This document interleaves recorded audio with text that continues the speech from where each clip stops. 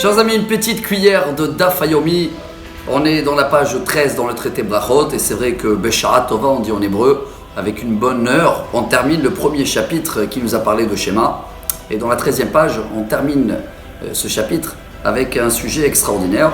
Dans la petite cuillère du 12e page, on a parlé qu'il faut citer la sortie d'Égypte tous les jours. Maintenant, vous allez me dire, bon, il y a Hasra, c'est passé plus que 3000 ans, et on est déjà sorti d'Égypte. La Gemara, elle amène une histoire, comme quelqu'un qui marchait au désert, et il a été mordu par un renard. Donc il a raconté à tout le monde, voilà, vous avez la nouvelle. Quelques semaines après, il a été attaqué par un lion. Alors il va raconter à tout le monde l'histoire de lion. Il a oublié pour l'instant le renard. Quelques semaines après, c'était le serpent. Alors il va raconter le serpent. Et la Gemara, elle termine et dit, nous, le peuple d'Israël, c'est un peu pareil.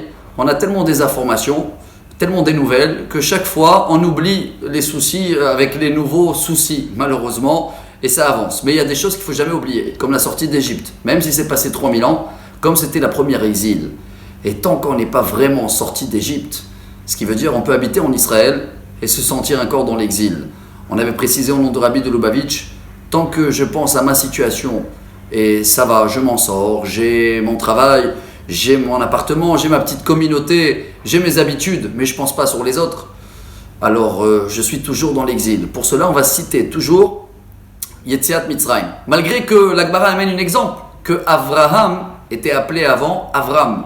Et on n'a pas le droit de le rappeler comme le premier nom. Ce qui veut dire le dernier nom a fait oublier le premier. Mais ça, c'est que pour Avraham. Pour Yaakov, même s'il a été nommé Israël, Akadosh Baruch Hu, il a continué à l'appeler Yaakov.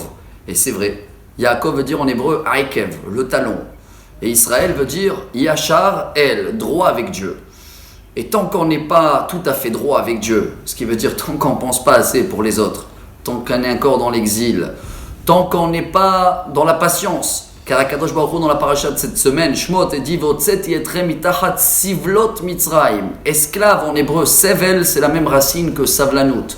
Donc tant qu'on manque du patience, c'est qu'on est encore un petit peu dans l'exil. C'est pour cela que le nom Yaakov, même si ce n'est pas le dernier nom, on n'est pas encore Israël, donc on peut toujours être appelé, être nommé Yaakov. Et j'espère très vite, grâce à ces petites cuillères, grâce à la patience qu'on peut avoir en plus, et en regardant tous les gens autour de nous, qu'est-ce qui leur manque dans leur spirituel et dans leur matériel, là on sera vraiment délivré. Et là, ça va être la nuit de Mashiach, et là on sera vraiment sorti d'Égypte. Bonne journée.